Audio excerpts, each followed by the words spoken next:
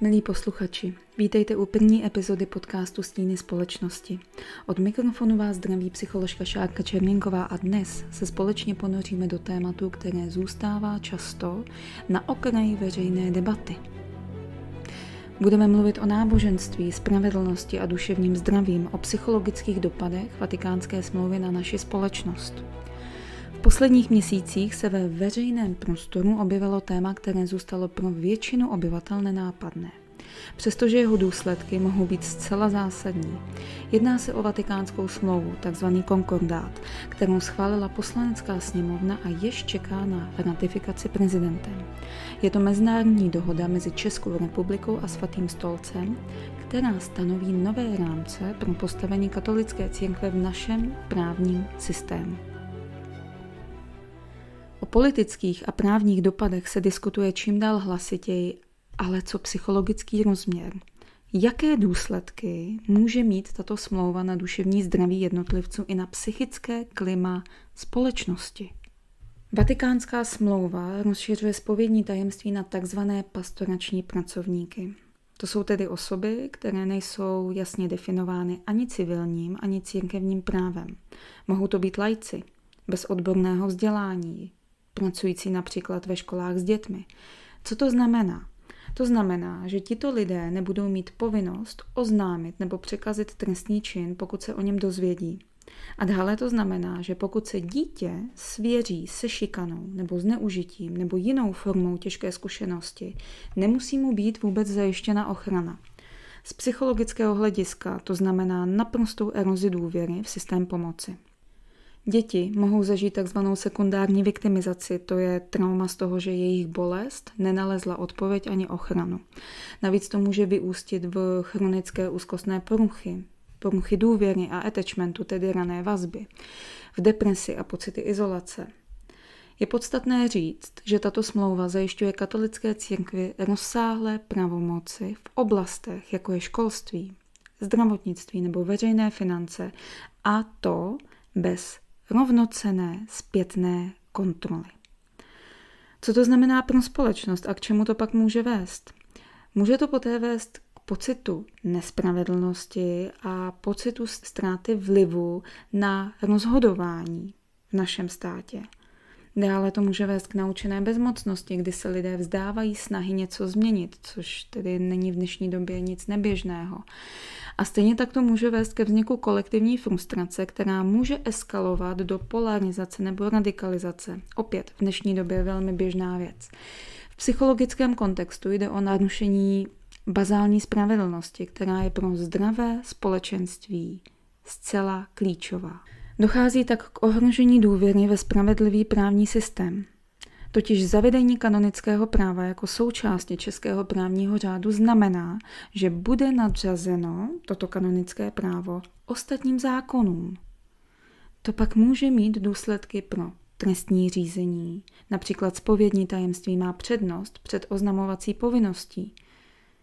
Má to poté důsledky na ochranu dětí, na personální politiku ve školství a zdravotnictví. Vlastně psychologicky to zcela podkopává důvěru občanů v institucionální spravedlnost a podporuje atmosféru paranoji, nejistoty a v neposlední řadě cynismu. Samozřejmě to i znamená tlak na etické dilema pomáhajících profesí. Co tím chci říct? Psychologové, školní psycholožky, učitelé i zdravotníci mohou být vystaveni situacím, kdy například jejich etická povinnost pomoci klientovi bude kolidovat s církevními pravidly. Se dostáváme do situace naprosto nepochopitelné. Dále tito lidé pomáhajících profesí pak nemají právo zasáhnout, protože osoba, která je pastoračním pracovníkem, je podle tohoto konkordátu chráněna mlčenlivostí. Tento konflikt by vedl k něčemu, co sama za sebe pojmenuje jako morální vyčerpání. A pak takovýto stav může do budoucna přispět k nástupu syndromu vyhoření a ztrátě smyslu profese. Já to nabízím jako takovou nabídku k zamyšlení, jo? Kam to až všude může zasahovat, jaké dopady to může mít. A za mě to i souvisí s ohrožením osobní identity a svobody svědomí.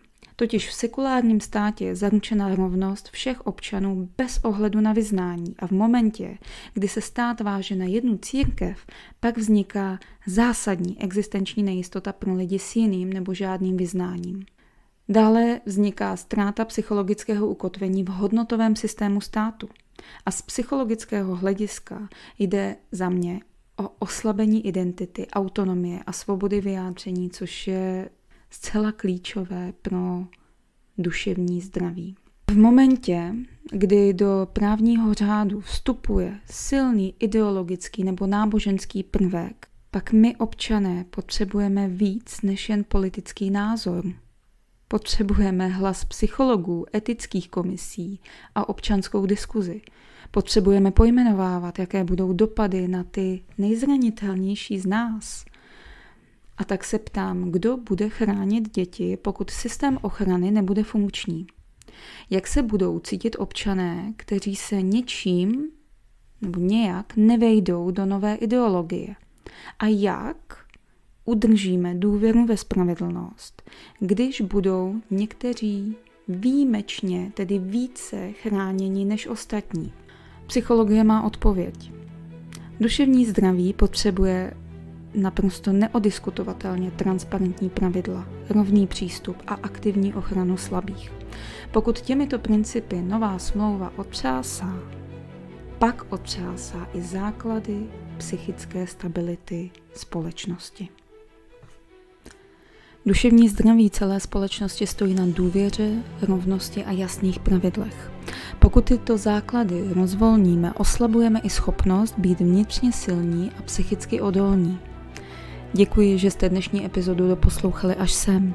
Pokud vás téma zaujalo, sdílejte ho dál, napište mi svůj názor nebo se podělte s někým, koho by mohlo zajímat.